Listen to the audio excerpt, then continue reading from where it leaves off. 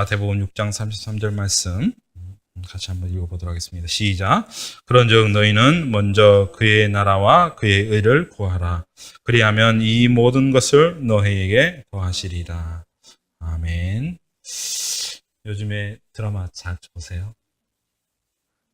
네, 우리 여자분들 드라마 자주 보시죠? 요즘 인기 있는 드라마가 막 태양의 후예가 아닐까라는 생각을 해보게 되는데요. 저는 잘 보진 않습니다. 동안은 좀 동영상을 통해서 좀 봤더니 되게 흥미롭더라고요. 근데 태양의 후예 전에 아주 유행했던 드라마가 있었어요. 그 드라마 이름은 바로 응답하라 1988. 혹시 보셨나요? 안 보셨어요? 아이고, 죄송합니다. 이게 공감대가 사라졌는데. 음, 종합편성 TV에서 나온, 저도 잘 보지는 않았지만 아주 그게 유행했다는 얘기를 들었고요. 한두 편 봤는데 참 재미있더라고요. 제가 어렸을 때 88년도 제가 어렸을 때에 그때의 모습들이 그대로 재현되니까 마음이 조금 과거를 생각하면서 훈훈해지고요. 너무 좀 그립더라고요. 그래서 옛날에 나도 저렇게 살았지라는 그런 생각을 하게 되는 그런 드라마가 있었습니다. 그래서 응답하라 1988. 그래서 사람들이 저뿐만 아니라 많은 사람들이 그것을 보고 있었더라고요. 그러면서 그때를 많이 그리워하는 것을 보면서 저는 이런 생각을 해보게 되었어요. 사람들이 왜 과거를 그리워할까? 왜 과거의 그때를 그리워할까 생각을 해보게 되었어요.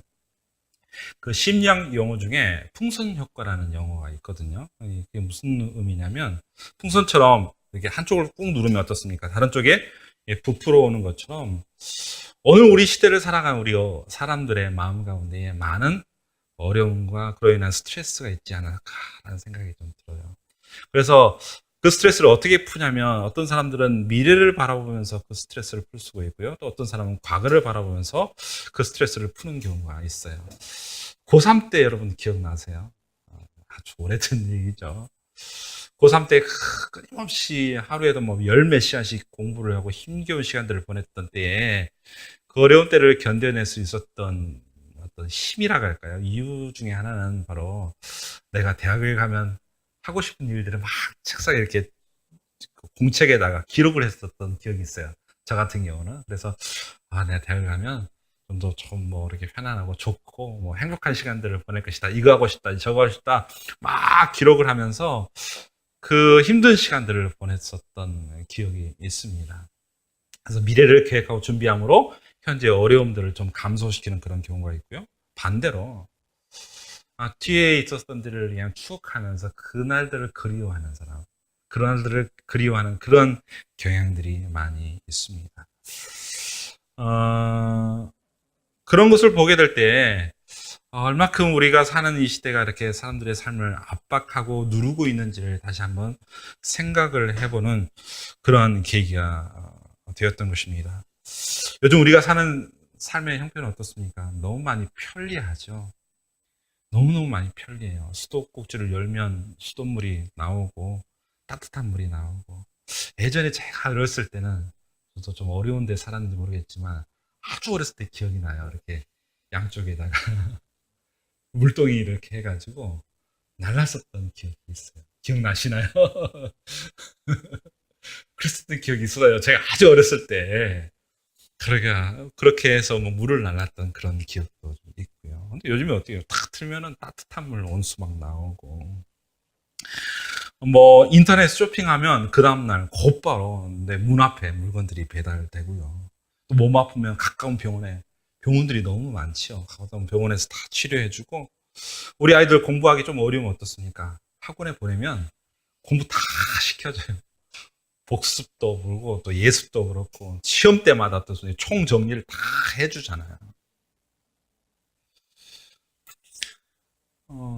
우리 시대를 바로 서비스 시대라고 이야기하고 싶어요. 서비스로 통해서 모든 게 다 해결돼야죠.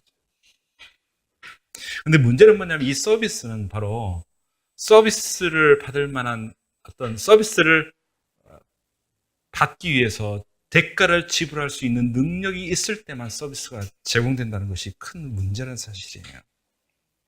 그래서 어떻게 하냐면 사람들은 이 서비스를 소비하기 위해서 끊임없이 무엇인가를 준비하고 줄 것들을 준비해주는 스트레스에 살게 되었다는 사실이에요. 그래서 어떻습니까? 불철주에 나가서 일을 하고요. 열심히 몸이 상한 것을 마다하지 않고 열심히 일합니다. 왜요? 오늘 내가 누리고 있는 이 삶의 수준, 이 서비스의 소비의 수준들을 지켜내 나가기 위해서 열심히 일하곤 합니다. 어때요? 이런 생활을 통해서 우리는 무엇을 누리게 됩니까? 저는 이런 생각이 좀 들어요. 나는 정말 이 시대에, 이 서비스 시대에 종으로 살고 있는가, 아니면 주인으로 살고 있는가? 한번 질문을 던져보게 되었어요. 우리가 이 아파트 살잖아요. 아파트 얻기 위해서 많은 또 대출을 일으키기도 하고, 또 많은 또 경비를 들여서 또 이렇게 유지 관리를 하게 되어 있잖아요. 그러면서 들은 생각이 뭐냐면, 내가 정말 이 사는 것의 주인일까?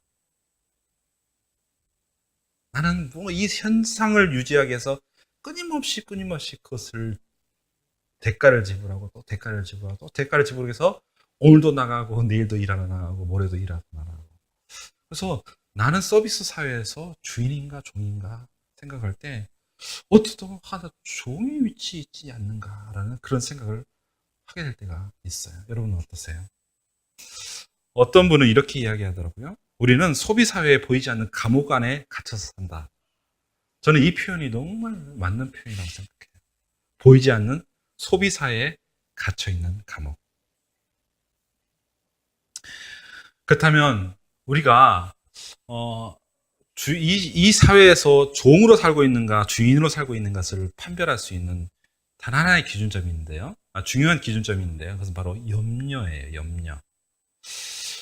혹시 내 삶에 염려하는 부분들이 얼마큼 차지하고 있는가? 그리고 무엇 때문에 염려하고 있는 것을 딱 살펴볼 때 그것이 바로 내가 그 염려하는 것에 묶여있는 종으로 사는 것이라고 생각을 해도 무방할 것입니다. 그래서 오늘 본문에 5장 6장 읽었는데 5장 25절 한번 읽어볼까요? 5장 25절 6장 25절 죄송합니다. 6장 25절입니다. 6장 25절 같이 한번 읽어보도록 하겠습니다. 시작. 그러므로 내가 너희에게 이르노니 목숨을 위하여 무엇을 먹을까 무엇을 마실까 몸을 위하여 무엇을 입을까 염려하지 말라. 목숨이 음식보다 중하지 아니하며 몸이 의복보다 중하지 아니하냐. 예수님 당시에도 마찬가지였던 것 같아요. 수많은 사람이 자기의 삶을 위해서 어떻습니까? 많은 노력을 하고 애를 쓰지만 사람들이 그 모든 것에 묶여있는 종의 상태로 살아가는 보면서 예수님께서 안타까이 여기면서 그들에게 말씀하시는 거예요. 정말 너희들이 염려하는 것으로 너 인생이 묶여있지 아니하냐라고 질문을 던지는 것입니다. 우리는 삶의 염려가 많으면 많을수록 우리 삶은 종으로 사는 것입니다. 내 목숨의 종이 되고요. 내 몸의 노예가 되는 것입니다. 그래서 상황에 예민해지고요. 우리 삶에 조그마한 불편함이, 부족함이 느껴진다면 말 그대로 목숨을 걸면서 그 조건에 매어 달리게 되는 것입니다. 이런 우리들에게 예수님은 또 하나님은 뭐라고 말씀하실까요? 우리가 우리의 삶의 주인이 되는 주인의 의식을 가지고 우리의 삶을 살아가라고 주님께서 말씀하세요. 참된 주인은 하나님이시고 그 안에서 우리가 이 땅을 다스리고 통치하면서 하나님의 권세 아래 누리며 살라라고 주님께서는 우리에게 원하고 또 원하고 계시네요. 여러분, 창세기에 하나님께서 아담과 하와를 만드시기 전에 뭘 만드셨어요? 세상의 모든 만물을 만드셨고 나중에 사람을 만드셨어요. 그리고 아담에게 뭘 이야기하냐면 너 아담아 이 세상의 모든 것에 이름을 지어라고 말씀해 주셨어요. 이게 무슨 말일까요? 이름을 짓는다는 것은 어떤 개념일까요? 바로 그의 주권자의 역할들을 감당하라는 거죠. 한 가정의 아이에게 이름을 짓는 것은 그 부모예요. 그 부모가 그 자녀의 이름을 짓는 것과 더불어 그 자녀의 모든 것을 책임지고 관리하는 주권자의 위치와 역할을 하게 됐다는 사실이에요. 마찬가지로 주님께서 세상의 모든 만물을 먼저 창조하실 때 나중에 창조한 아담에게 그들에게 이름을 짓게 하심으로 그들의 모든 관리자와 통치자가 되기를 원하셨어요. 그래서 진정한 하나님의 질서는 뭐냐면 하나님이 있고 그 다음에 사람이 있고 그 다음에 세상의 모든 만물들이 있다는 사실이에요. 이것이 질서요. 하나님의 로고스예요. 하나님의 질서예요. 이 질서가 깨지면 어떻게 될까요? 인간에게 고통이 오는 거예요. 그래서 하나님과 사람과의 관계에서 질서가 깨졌으니까 뭐가 일어나요? 사람에게 죽음이 왔고 죄와 고통이 오기 시작하게 되었다는 것이에요. 하나님과의 사람과의 관계가 질서가 깨지니까 자연과 모든 세상의 만물과 사람과의 관계가 뒤엎어진 거예요. 이 질서가 깨지니까 아래 질서도 깨지는 거예요. 인간에게 수많은 아픔과 고통과 어려움들이 있다는 사실이에요. 그래서 어떻게 자연이 세상 모든 것들이 위로 가면 어떻게 됩니까? 인간은 종이 되고 자연은 세상 모든 것들은 일들은 주인이 되게 돼요. 그래서 이 주인의 명령에 주인의 그 조건에 수없이 사람들이 힘들어하고 어려운 것이 사실이에요. 하나님이 이것을 아시고 원래 자리로 가라. 네가 세상의 주권자로 모든 것을 다스리는 그런 사람으로 내가 너에게 위탁하지 아니하냐. 기억하고 그 자리로 돌아가라고 이야기하는 거예요. 오늘 자유에 관한 이야기를 하고 싶어요. 우리의 삶에 염려로부터 고민으로부터 심지어 우리 목숨으로부터 자유했으면 좋겠어요. 여러분 자유롭습니까? 내 삶에 자유롭습니까? 그리스도 안에서 하나님 안에서 내가 이 세상의 모든 것을 다스리는 그런 자유함을 누리고 있습니까? 이런 우리들에게 주님께서는 말씀하시죠. 먼저 그의 나라를 구하여라. 나라라는 이 표현이 좀 중요한 의미를 갖고 있는데 나라는 것은 뭐 국가라는 뜻도 갖고 있지만 바로 통치권, 지배권이라는 뜻을 가지고 있습니다. 즉 우리의 삶 가운데 하나님의 다스림, 진짜 너희는 세상의 모든 것의 주인이지만 진짜의 주가 누구인지를 알라라. 그래서 그 질서 가운데 네가 들어가라고 이야기하는 거예요. 그래서 우리 삶 가운데 하나님의 다스림을 인정하며 우리의 삶이 하나님의 손길 아래 있다는 사실을 믿으라고 이야기하는 거예요. 왜냐하면 하나님의 태도가 저와 여러분에게 이러하기 때문입니다. 6장 26절 말씀입니다. 6장 26절 같이 한번 읽어보도록 하겠습니다. 시작. 공중의 새를 보라. 심지도 않고 거두지도 않고 창고에 모아들이지도 아니하되 너희 하늘 아버지께서 기르시나니 너희는 이것들보다 귀하지 아니하냐. 뭐라고 이야기합니까? 하늘 아버지께서 기르신다라고 이야기해요. 그래서 우리가 좀 잊지 말아야 될 것은 염려되는 일이 있죠. 저도 목회자로서 하나님 말씀을 전하지만 저도 한 인간이기 때문에 또 걱정하고 염려한 일이 없지 않아 있어요. 그럴 때마다 특별히 어제 설교 말씀을 준비하면서 이런 생각을 했어요. 내가 그 시점에 도달할 때마다 내가 내 생각을 다시 한번 어디로 옮겨야 될 것인가 했을 때 바로 이런 생각이야. 나는 새보다 낫지 않냐? 나는 참새보다 낫지 않냐? 참새도 하나님께서 저렇게 기르시고 보존하신다는데 뒤쪽에 보면은 들에 핀 백합보다 더 낫지 않냐고 말씀하세요. 둘의 흔한 그 들꽃보다 내가 낫지 않냐. 다시 한번 세상의 모든 만물을 바라보면서 하나님께서 저들도 기르시고 입히시는데 과연 나는 어떠하냐. 나는 새보다 낫다. 나는 들의 백합보다 낫다. 이 사실도 우리가 잊지 말아야 돼요. 근데 중요한 말이 있어요. 기르다라는 이 표현이 있는데 이 표현은 먹이다 뭐 그런 뜻도 있지만 중요한 게 바로 자비를 베풀다는 뜻이 있어요. 우리가 이 세상을 살아가면서 노력으로 살 때가 있어요. 저는 이렇게 표현하고 싶어요. 세 가지 삶의 방식이 있어요. 첫 번째로는 노력으로 사는 방식, 두 번째 운으로 사는 방식.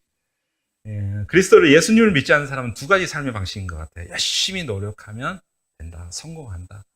제가 만났던 수많은 불신자들은 다 그 얘기예요. 노력하면 된다. 노력하면 성공한다. 노력하면 뭔가를 누릴 수 있다라고 이야기해요. 그리고 뜻하지 않은 행운이 찾아올 때가 있어요. 내가 노력하지 않아도 뭔가 일들이 풀어지고 잘 되는. 그래서 행운이다라고 이야기해요. 세상의 방식은 단 두 가지예요. 노력으로 사는 것과 행운으로 사는 것. 근데 우리 그리스도인에게 필요한 건 뭘까요? 그 모든 것을 뛰어넘어서 은혜로 사는 법들을 우리가 잊지 말아요. 왜냐하면 우리가 할 수 있는 한계, 우리가 이뤄낼 수 있는 한계가 분명하기 때문이에요. 시간이 지나면 지날수록 어떤 걸 깨닫냐면 내가 누구인지를 알게 되더라고요.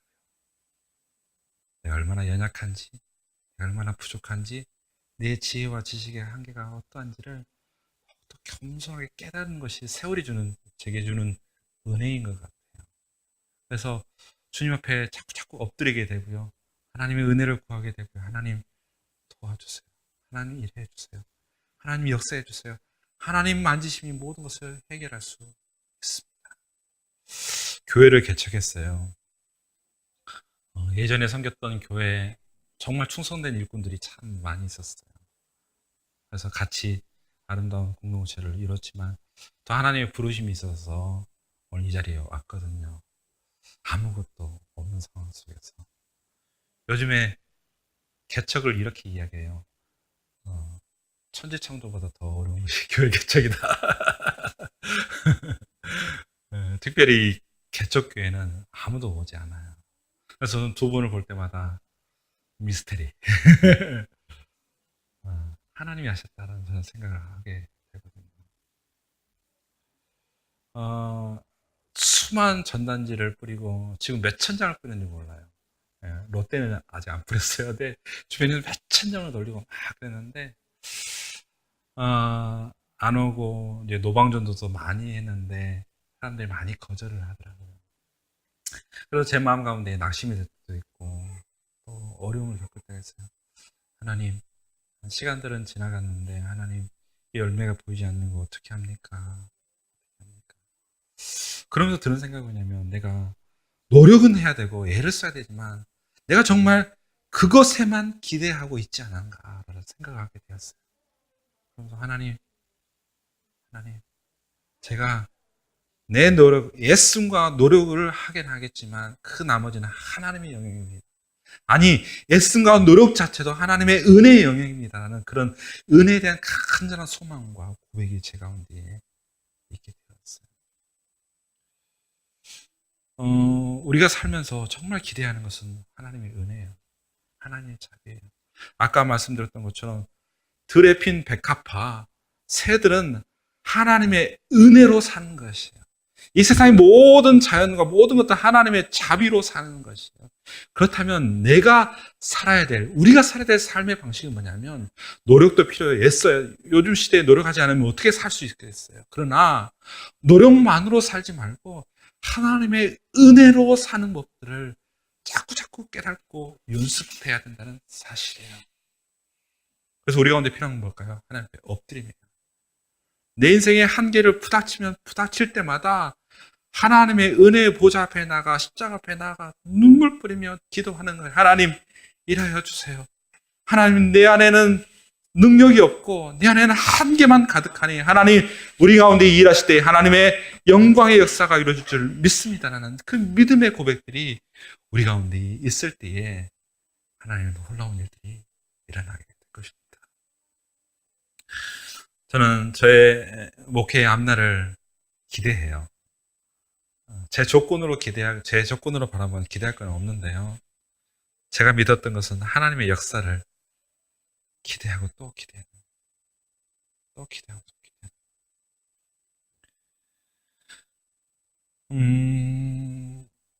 근데 우리가 안타깝게도 우리는 하나님에 대한 기대감들을 많이 이렇게 놓게 만드는 것이 사실 우리 사는 시대가 그래요. 조금 이제 좀 딱딱한 얘기일 수 있는데요. 16세기에 어떤 일들이 일어나냐면 지금부터 500년, 600년 전에 어떤 일이 있냐면 중세 시대 때 두 가지 가장 큰 사건이 일어났어요. 첫 번째 사건은 바로 종교개혁 사건이에요. 이제 예수님 이후로 한 1500년 정도 지나면서, 시간이 지나면서 종교가 부패했어요. 그래서 우리 잘 알고 있는 면죄부도 팔기 시작하고, 예수님의 성물, 그때 당시 예수님이 그 십자가상에서 그렇게 예수님을 이렇게 덮었던, 무덤에 덮었던 그 성의가 그때 막 이곳저곳에서 팔리기 시작했었어요. 사람들이 속여가지고 이거 예수님을 덮었던 성의다, 이거 사야 된다. 그래서 그것도 한두 벌이 아니에요. 여러 벌 막 팔리기 시작해요. 사람들이 그것도 사요. 그렇게 막 그렇게 종교가 부패했어요.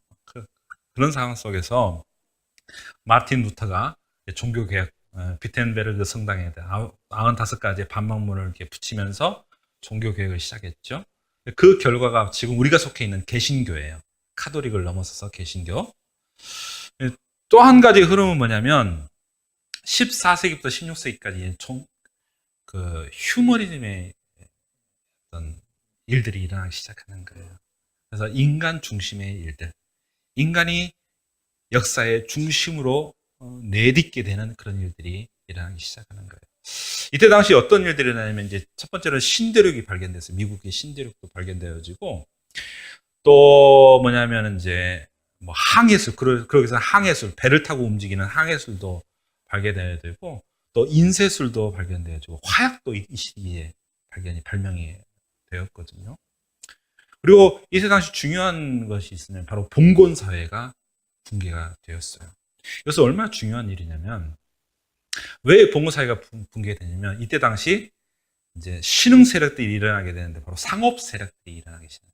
아까 말씀드렸던 것처럼 항해술이 발달되고 무역이 이제 막 일어나기 시작하니까 어떤 사람들이 힘을 갖게 되냐면, 장사를 하는 사람들이 힘을 갖기 시작하는 거예요. 장사를. 그러니까 상업 세력들이 힘을 갖게 되니까 어떻습니까? 그 이전에는 누가 힘을 갖게 되냐면, 봉건 영주들이 힘을 갖게 되어지고, 영주와 결탁되어 있는 종교 세력들, 카톨릭계 세력들이 아주 큰 힘을 발휘하기 시작했거든요. 그리고 수많은 사람들이 어떻습니까? 힘을 갖게 되니까 수많은 사람에서 그 성당 중심으로 사람들이 모이기 시작하고 돈이 쌓이고 그러니까 돈을 가지고 어떻게 됩니까? 주변에 땅을 사기 시작합니다. 그리고 기존의 농부들은 어떻게 보면 소작농으로 전락하게 되었다. 그러니까 교회죠. 카톨릭이니까 교회가, 성당이 엄청난 큰 힘을 갖게 되고, 또 지방 영주와 더불어 결탁하기 시작합니다. 그러니 종교가 부패하니까 어떻게 했습니까? 수많은 사람들이 그 부패된 종교 때문에 너무너무 어려움을 갖기 시작하는 거예요. 그때 등장한 사람들이 무역하는 사람들, 상인들이 큰 힘을 발휘하기 시작하는 거예요. 장사에서 돈을 많이 버니까. 그래서 무슨 일을 하게 되냐면, 기존에 가졌던 종교 세력들에 배척해서 우리가 가져야 될 정신적인 가치를 더 치유하기 시작하는 것이 바로 휴머니즘, 문해사적으로 보면 르네상스가 일어나기 시작하는 거예요.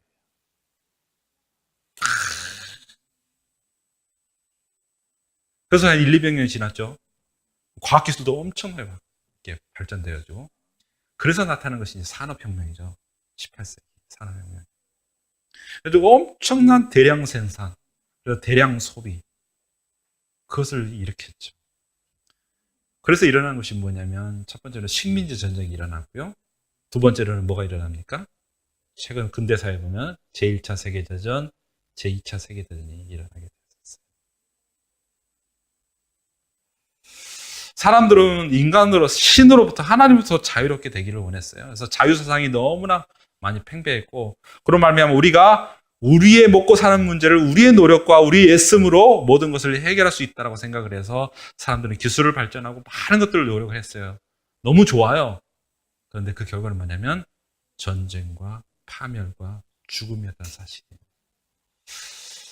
이것이 지난 500년의 역사예요. 그래서 우리는 그 역사에 그 다음을 이어가고 살고 있어요.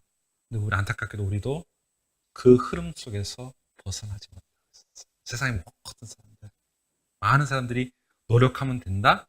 그래서 성취하면 된다. 성취를 통해서 우리가 살 수 있다고 생각을 하기 마련이에요. 우리 그리스도인은 어떻게 될까요? 물론 우리가 이 세상을 살면서 누리는 혜택들이 너무 중요해요. 과학 발전도 중요하고, 그러나 그 모든 것이 누구의 질서 안에 있어야 된다? 하나님의 질서 안에 있어야 된다. 하나님의 질서 안에 없을 때 이것은 우리를 뒤덮는 우리의 주인이 되어버리기 때문에, 그것에 우리는 종이 될 수밖에 없기 때문에, 우리가 하나님의 질서 가운데 있을 때 이것은 우리의 밑에 있는 종의 역할을 감당할 수 있게 된다는 사실이에요. 그래서 노력으로 사는 것도 중요해요. 그런데 우리가 잊지 말아야 할 것은 은혜로 사는 것. 그래서 주님께서는 마귀에게 시험 받았을 때 마태복음 4장 4절에 이렇게 말씀하시죠. 예수께서 대답하여 이르시되 기록되었을 때 사람이 떡으로만 살 것이 아니요 하나님의 입으로부터 나오는 모든 말씀으로 살 것이니라 하였느니라 하시니라. 하나님의 말씀은 권세예요. 하나님의 말씀은 능력이에요. 하나님의 말씀 가운데 있는 자비와 은혜로 우리가 살아야 된다라고 예수께서는 마귀와 사단의 유혹으로부터 벗어나신 것이에요.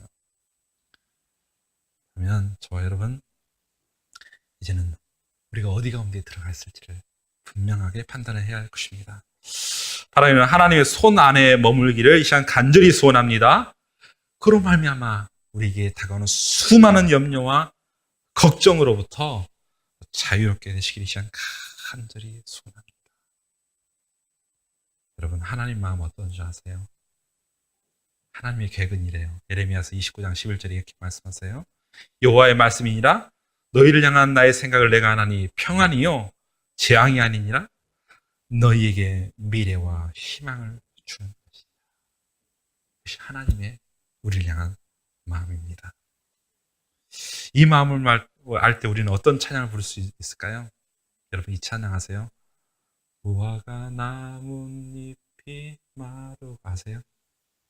포도 열매가 없으며 감람나무 열매 그치고 논밭에 식물이 없어도 우리의 양떼가 없으며 외양간 송아지 없어도 난 여호와로 즐거워하리 난 여호와로 즐거워하리 난 구원의 하나님을 인해 기뻐하리라. 하박국 선지자의 고백이거든요. 내가 가지고 있는 것으로 내가 기뻐하기 시작하려면 나는 그것에 종이 되어 있는데 내가 가진 것이 없다 하더라도 외양간이 소가 없고 들밭에 곡식이 없다 하더라도 나는 나를 지키시고 보호하시며 내게 자비를 베푸시는 하나님만으로 내가 오늘 시간 기뻐하고 또 기뻐하더라고 고백할 때에 우리는 모든 상황과 조건으로부터 자유함을 누리는 참 자유인이 될 것입니다.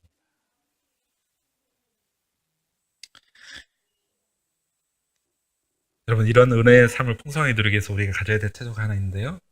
그것은 내려놓음이에요. 붙잡기 시작하면 우리는 붙잡는 것에 종이 되기 마련입니다. 돈을 붙잡으면 돈의 종이 되고요. 우리 부모들이 자녀를 붙잡는 경우들이 참 많이 있어요. 자녀를 붙잡으면 자녀의 종이 되는 것입니다. 그런데 그것을 내려놓고 맡기기 시작하면 그것으로 자유롭게 되고 하나님의 은혜의 손길을 경험하게 될 것입니다. 제가 목회를 시작하면서 제게 가장 큰 염려가 뭐였냐면 바로 이것이었어요. 사람 앞에 나가서 말을 해야 되는 거. 제가 몇 주 전에 말씀드렸잖아요. 저는 태어나서부터 저는 말더듬이었었어요. 사람들 앞에 나가는 것은 너무너무 저에게 큰 고통이었고 말할 수 없는 스트레스였어요. 그런데 이 목회라는 것은 사람 앞에 나가서 해야 될, 뭔가를 해야 될 역할이잖아요. 그래서 제가 무슨 정신으로 신학교 갔는지 모르겠어요. 오로지 나는 하나님 부르심밖에 없었거든요. 하나님께 나를 부르신다. 하나님께 쓰신다. 그거밖에 없었지. 그냥 멋모르고 가니까 너무너무 고통스럽더라고요. 이제 제가 어느덧 이제 부목사가 되었어요. 부목사 역할 중에 하나가 보면 대예배 때 이제 사회를 보는 거잖아요. 그때 당시 이제 거의 제가 섬겼던 교회가 한 700명, 800명 되는 그런 교회였었어요. 이제 성도들 앞에 이제 서는데 어떻게 쓸까요? 엄청 고민되는 거예요. 저는 토요일 저녁에 지옥을 맛봤어요. 지옥. 너무너무 고통스러워. 내가 나가서 말 더듬을 하면 말이 막히면 어떻게 될 것인가? 너무너무 고통스러워가지고 저녁에 잠을 못 이루는데 저희 꼬박꼬박 밤을 다 새요. 그런 가정 가운데 이제 사회를 보기 시작했어요. 사회를 보기 시작하는데 그때 당시 이 사도신경을 지금은 쭉 같이 이렇게 하잖아요. 그 또 목사님이 이 한 구절 한 구씩 교독하라는 거예요. 청중들이 제가 먼저 읽고 청중들이 그다음 읽고 그다음 읽고 오는데 그다음 읽을 때가 제가 너무 많이 긴장이 되는 거예요. 막 하다가 중간에 턱 막혔어요. 턱 막혀가지고 막 내 안에 너무너무 많은 갈등이 일어나고 어떻게 해야 될지 모르는 거예요.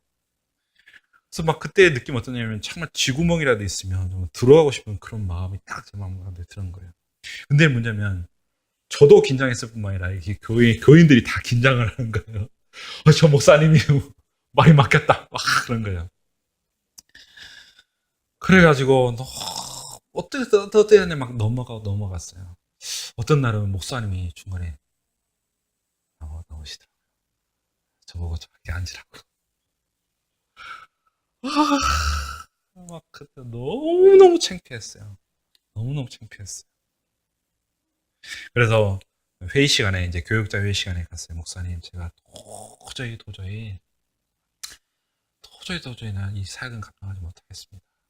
목사님 다른 분 세워주십시오라고 이야기했는데 목사님이 하시는 말씀이 이 말씀이었어요. 장로님들도 그 얘기를 합디다. 딱 이야기했어요. 장로님들이 보니까 부목사가 앞에서 막 버벅거리고 있으니까 이 예배의 흐름이 깨지잖아요. 장로들도 그 얘기를 합니다. 근데 제가 장로들에게 이런 얘기 했어요 라고 저한테 이야기해 준 건 뭐냐면 지금도 그때의 일을 생각하면 너무 가슴이 울컥한데요.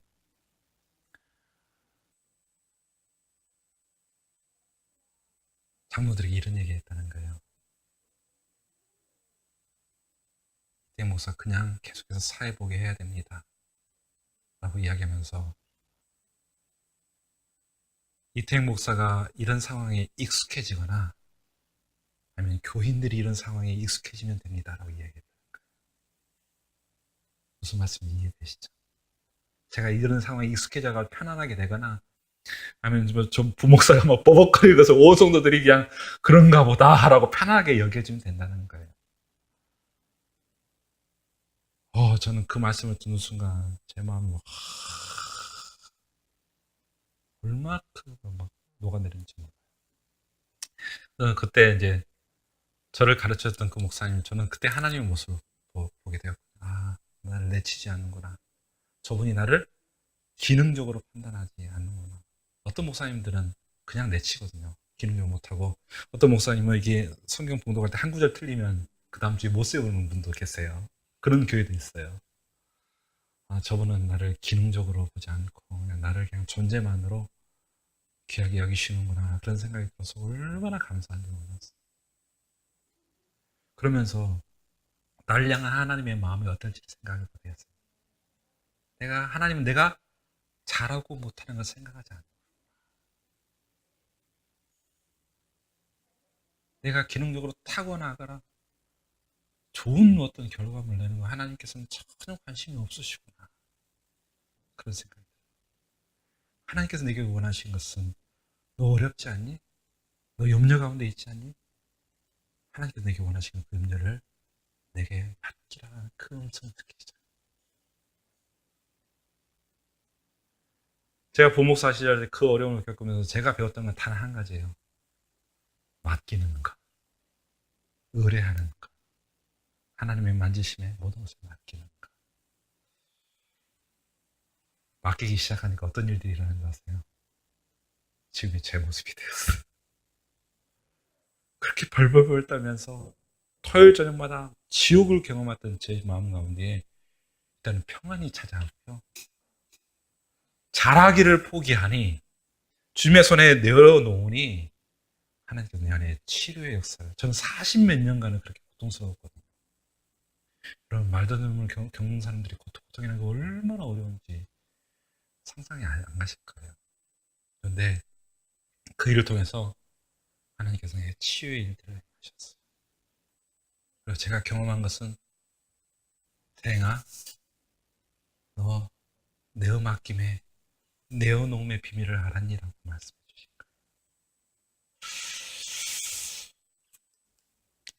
거예요. 좋아 여러분, 이 세상을 살아갈 때 수많은 조건으로 살아가지 않으셨으면 좋겠어요. 우리가 조건이 요구되는 사회거든요. 서비스가 제공되어지고 서비스를 감당할 만한 대가를 지불할 능력이 있어야 돼. 우리가 사는 시대는 다 이래. 어쩔 수 없어요. 이것은 우리가 사는 형편이에요. 근데 문제는 뭐냐면 우리가 이 세상을 그렇게 살아가되 종으로 살아가지 않았으면 좋겠어요. 내가 가진 것으로, 내 능력으로, 내가 가진 형편과 조건으로 내 삶의 가치를 평가하고 내 가치의 모든 것을 그 안에 가둬두는 또 하나의 어떤 감옥에 우리가 종으로, 노예로 사는 것이 아니고 그리스도 안에서 참 자유하는 사람으로, 자유하는 인간으로 하나님께 주신 자유를 누리면서 살아갈 때 저는 그분을 여러분들에게 담대하게 이야기할 수 있어요. 하나님 앞에 내어 맡김으로 우리는 자유함을 경험하게 될 것입니다. 하나님의 구원과 치유의 능력들을 경험하기를 원하십니까? 이제 하나님의 손을 의지합시다. 그의 나라, 그의 통치를 인정할 때 그것으로부터의 참 자유가 우리에게 찾아오게 될 것입니다. 이런 놀라운 참 자유의 은혜를 저와 여러분 남은 평생을 통해서 누리며 경험하는 그런 인생 되시기를 우리 주님의 이름으로 간절히 축원드립니다. 기도하겠습니다.